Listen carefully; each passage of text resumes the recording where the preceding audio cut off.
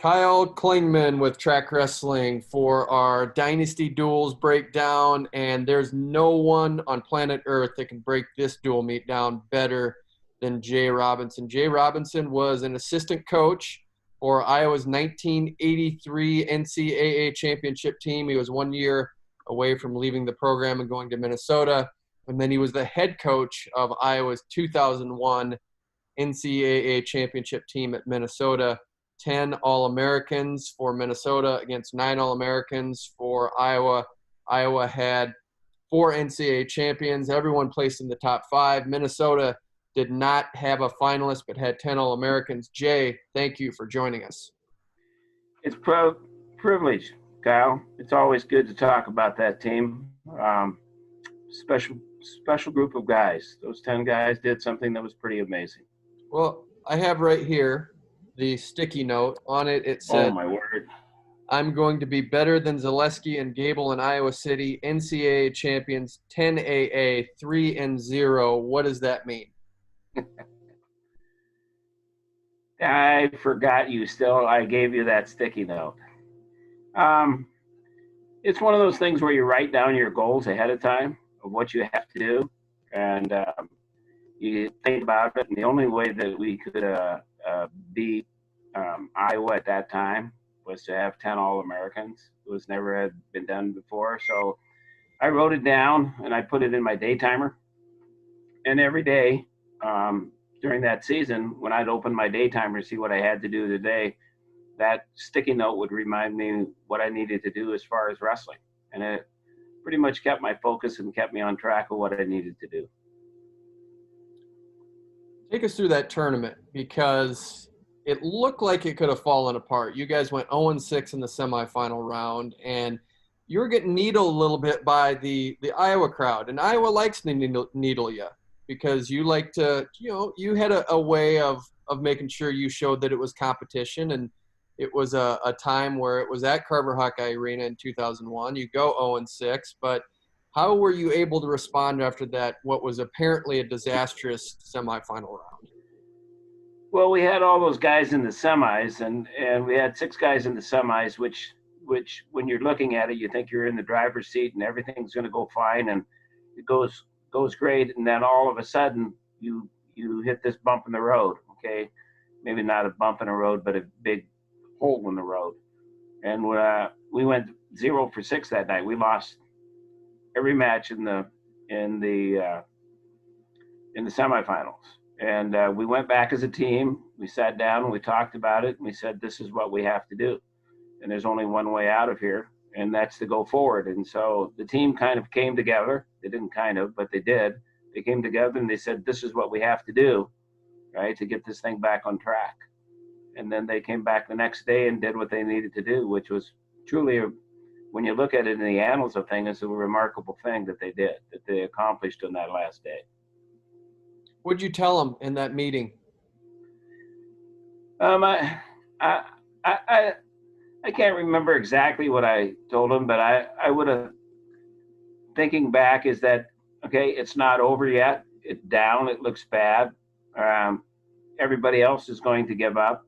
I mean, it's interesting. I was looking at a kid who came to camp's blog the other day, last night, and talked to him. He got this disease, and one of the things he talked about was hope. And I think one of the things is that it's really not over yet unless we decide that it's over and just give up. And I think that when we sat down as a group, as coaches and all the athletes, we said, "Hey, this is what we have to do. This is what we need to do." So what do we want to do? We want to just be done with it, or do we want to go forward? Yeah. And I think that we came out of that meeting with a new resolve, is that we're going to do whatever we can to make this thing work, and then it's going to fall where it falls. And to put in perspective, this wasn't just some average Iowa team. They had sent 4 to the finals, had 5 guys placed in the top 3. I believe it was 6 All-Americans across the board. So this was a good Iowa team that you were going against, but it really did take a full team effort, didn't it? Yeah, it did. It took a full team effort, and I think the beauty of it is that sometimes, just talking at a different level, kind of on a personal, religious level, is that here you are, you're going through here, you're set to win this thing. You have all these guys in the semi, and then it takes a turn for the worst. And it's like, how are you going to deal with it? Are you just going to give up? That's what it is, or are you going to come together? And I think the dynamics of that team and those coaches, of all of us coming together, made a big difference that night, because we came back and it was going to fall where it may, but we were going to do whatever we could within our power to make it work. And then tell us what they were chanting at the end of the tournament when you got your first place trophy. Well, it really started in the semifinals, because when we lost, we lost 6 in a row, which nobody would have guessed we would have lost all 6 of them. The Iowa fans were chanting 0 and 6, 0 and 6, 0, and taunting the Minnesota fans, which in sports, you look back on it, and that's just the way it is, and you don't take it personally. I mean, but it's just part of what the adventure is, kind of, so to speak. But on the last night, when all 10 guys became All-Americans, it was a turn for Minnesota's fans to start chanting 10 and 0, 10 and 0, 10 and 0. So it was a nice payback in Carver Hawkeye for what happened on Friday night. Jay, we're in the year of 2020. You've tried to dance around this question ever since I've known you. Will you finally admit that you had a chip on your shoulder for the University of Iowa? Every one of your athletes tell me you did. Everyone said that you got up for Iowa more than any other team. Will you finally admit it on this interview? No. I mean, a chip on your shoulder, I don't know if that's the thing to say. Is I think it's more is that you would take Iowa, have been that perennial power.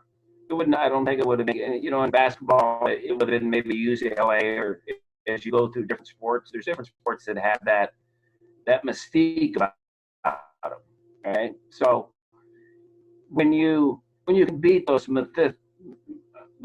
sports, it gives credibility and validates what you believe where you could get. I think that has to do with what Iowa was. And then you bring that to being a part of it, having been a part of it for so long when the whole thing started with Gertelmeyer and Gable. It just kind of makes it special. So I think as much as they enjoyed beating me, I enjoyed beating them. I think that would be a simple way to not anything malicious. Okay, it's just a satisfaction of, hey, you're competing against the best, and you didn't luck into it. You didn't do anything. You beat the best, and you feel good about that. But yours was a little bit different because you left Iowa in '84, maybe not on the best terms. You didn't have a little bit of resentment toward Iowa at that point? I'm sure that there was a little bit of something there, but I mean, part of it is that it was my choice to leave. I decided to do it for what I thought was right and was important to me. And then you live with those decisions, and not every decision, is the perfect decision. But my time at Iowa was great. I had a great time there as an assistant coach. I got a chance to be the interim head coach one year when we won. So there was a lot of pluses about it. Well, your 01 Minnesota team was going against the 1983 Iowa team, 155 points, and I think they would have set the all-time point record had the points been what they were today. Do you remember that team? And if you do, what do you remember about how good that team was? The Iowa team? Yeah, 1983 Iowa. I mean, I think that Iowa had a lot of those teams. Is that what happened at Iowa is that once the culture got built, the people that came into the culture, whether it was at 82, 83, 84 team, any of them, is that there was a thing that they wanted to do as well as they could, all right? And they wanted to set different records, and they wanted to be on different teams. And that camaraderie of that culture at Iowa over all those years from when Kurtelmeyer started it, right? You had this kind of fractured, disjointed group of guys and stuff, and then you came together and you had a common bond, a commonality, and that draws people together, and that helps people to donate to the cause, so to speak, to do their part for the cause. And so I think it becomes very special being a part of something like that. If you had to go toe-to-toe, who is the better team? What's the better team, 01 Minnesota or 83 Iowa? I think if you define exactly what you say, 01 Minnesota. And the reason being is the word you used is team, right? The 01 was truly a team effort. It took all 10 guys, right? And it took all 10 guys not at the highest level, but to come back and do what they were all capable of doing. And that's what a team is. That's the definition of a team, right? As opposed to what we do is we have a championship that is based upon individual performances, but then you put them together to get a team performance. So when you look at overall, when you have 10 guys and everybody compete, everybody added to it, I don't think there's a better example of that than when you have 10 people. We're always talking about a team. What if you went and played football and all of a sudden you took out one of the guards or one of the tackles? What would happen? The other team would probably crush them because there would be a hole there. There was no hole. Everybody did their part. So, I'm a little bit biased, obviously, but I think that's the idea of what a team was, and I think that's the beauty of that 2001 team. So you're ranking that ahead of an Iowa team that had 9 All-Americans, Rico Chiapparelli scored points. You had 9 Big Ten champions out of a possible 10, only lost 2 matches, 4 NCAA champions, 5 finalists, 9 guys placing in the top 5. That doesn't sway you at all to think that might be the better team? Well, if you denote and say the better team of individuals or the better team, all right, there's a difference. A team is a team, all right? How are you going to define your team? You're going to define it by individuals, because a bunch of individuals were all say national champions, or was everybody on the team included? Okay? That's where the argument or the conversation can go. And so I think when you're talking with a team, you're talking about all 10 guys. Did all 10 guys contribute? Okay. And the 2001 team, that's what they did. And to make it even more so, it's historical, right? For what it's worth, in 115 years, there's only been one team that's done that. Okay. Every year, a team gets picked as an NCAA champions. But at 100 and some years, there's only one of all those years has had an All-American at every weight. Okay.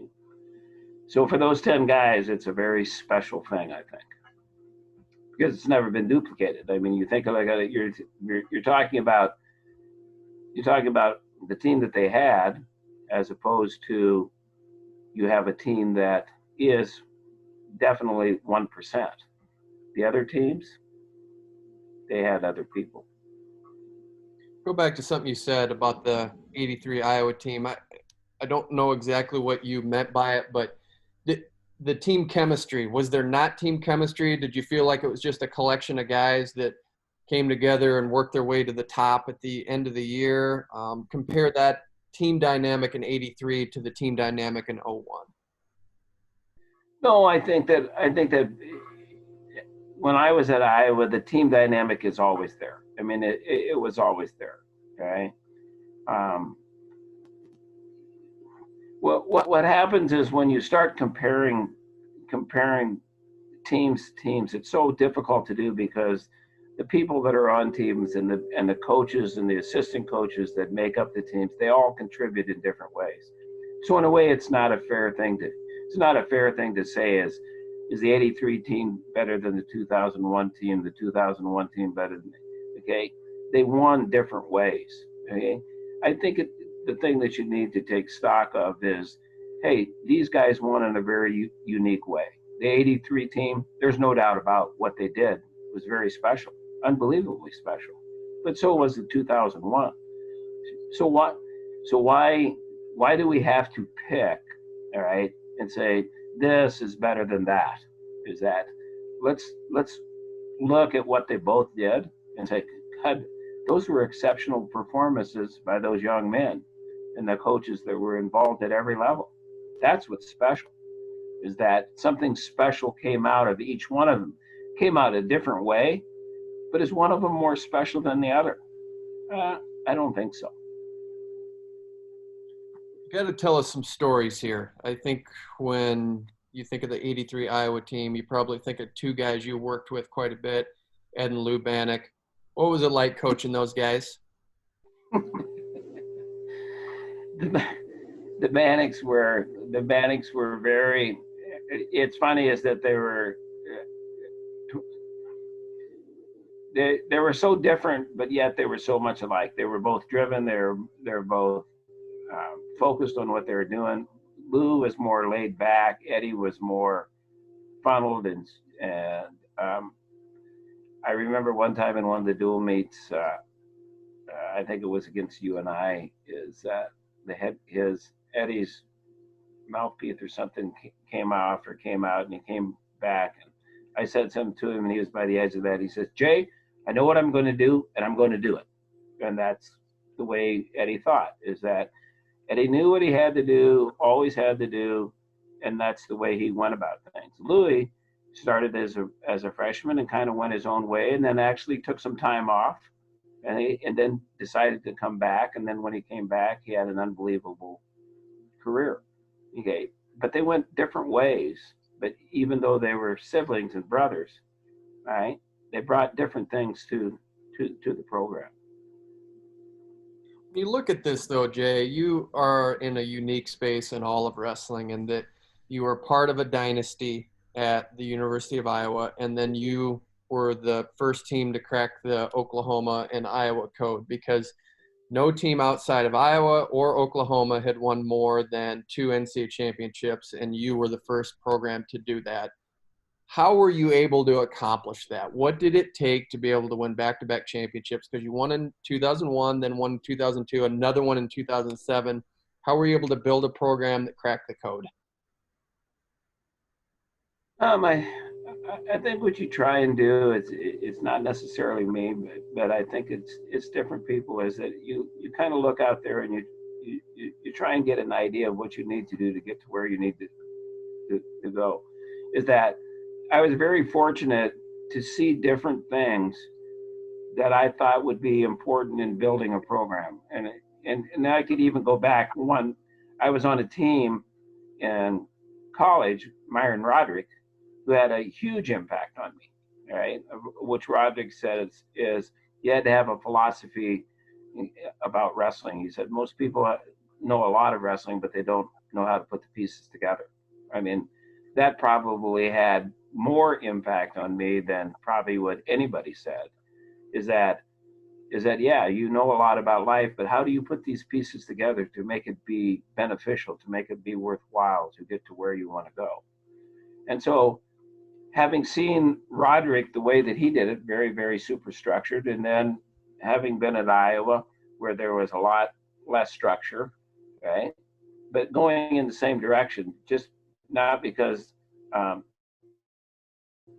Kurtelmeyer was a little bit different and Gable was a little bit different, is that I had a very unique experience of seeing 3 different coaching styles and then trying to blend the 3 into one that I thought that would be successful, trying to take the better pieces of Roderick, having a philosophy about what you're going to do and then implementing it. Kurtelmeyer, right, kind of being more relaxed, right, and finding the right people, and Gable using more of a work ethic. So when you combine the 2 of them together, it seemed to help with, okay, we can build a culture, and if we can get people to believe in the culture, or quote unquote, as a coach would say, to buy in, then we can get to a different point to where we want to go. Pretty cool legacy, though, Jay. You were part of an NCAA championship team as an athlete. Your head coach, Gary Kurlemeyer, won championships. Then Gable did. Then you did. And then if you want to throw in one of your Jay Robinson campers with Tom Ryan, he won a title. So you got to be proud of what you've accomplished. Yeah, I've been very fortunate. I have, you got to say one of those things. You got to thank the Lord for what He's given you. Is that when you I think gratitude is a big deal. When I look back on my life and I look back that the things that I have been allowed to be a part of, and with all the hard things that have come along at the same time, I got a lot to be gratified about, and I appreciate. And I think as you look and you sit and you start talking, you look back and you start appreciating some of those things and the people that you ran into and the influence that those people had in your life. What are you most grateful for, Jay? My family. I'm thankful for my family. I think I'm thankful having grown up with a family that was pretty special, and that along the way, I think the Lord had put different people in my life to impact it. And as I say to campers in the summer, choice is the second greatest gift that God has given us, and that He put me in an environment, and a lot of times where I had to choose whether to go this way or this way, and He helped me or nudged me to make the right choices. And so I'm thankful for that. I'm really thankful for that, because it's like it's been a great life. Jay, thanks for sharing these memories with us. You are the only one we could talk to that has been in both camps. You were part of the 83 team for Iowa, and then you coached Minnesota in 2001. But thanks for reminiscing and sharing these memories on two really outstanding teams. Oh, it's great, Kyle. And I think the thing that you say about both of those teams, all those guys, right? All those guys that went to those national tournaments in 83 and 2001, they're all special. And there's a whole lot of stories about all of them. And I think I think in the end, that's the special thing, is that you could get those guys together, you get them in a room and get a beer or two or something, and there'd be a lot of fun, enjoyable stories that come together, right? That brought you together. The 83 team as a very, very special team, and the 2001 team, that it was a very, very special team. And I think that that's the thing that everybody, they want to be a part of something special. And I think that that's one of the things that people should strive to be, is to find some place to be, it's special, and be a part of it. To add on top of that, something you've always said is that once you reach that summit and that mountaintop, you'll do anything to get back to it because it feels so good. Can you elaborate on that? Yeah, I think I think it was Billie Jean King that said that, is that I heard it a long time ago, that she said, once you have that feeling, once you get to that feeling of winning that championship, okay, it could be individual, it could be as a team. It's such a special feeling. It's so unique that you'll do anything to get there again. You'll go long days of hard work and nights. You'll put in all this effort to get to that very special place. But once you get there, and once you've felt that feeling, the beauty of it is that you get to keep it, and you get to keep it forever. The guys on that 2001 team and those 83 teams, they're special. And they're not better than anybody else, okay? But they're special, and they get to hold on to that feeling. And that's kind of what life is about a lot of times, is catching different feelings at different times in your life and holding on to them. And as you go through life, your life is made up of all these very special events, okay? Made with family, made with friends, made with athletic teams. But that's what makes life special. You're a special dude, Jay. We appreciate this time and really wish you all the best with Jay Robinson camps and all the great things you're doing. Well, thanks, Kyle. We go a long way back when we first started. It's been a great journey with you, and it's been great watching you grow and do different things, and your love for the sport and what you do for it. So, you know, I'm thanking you for all the people that I know that they appreciate what you do and the things that you can bring to them, and we'll go forward from here. All right, I appreciate that compliment a lot, and thanks for breaking this down on another Dynasty Duels.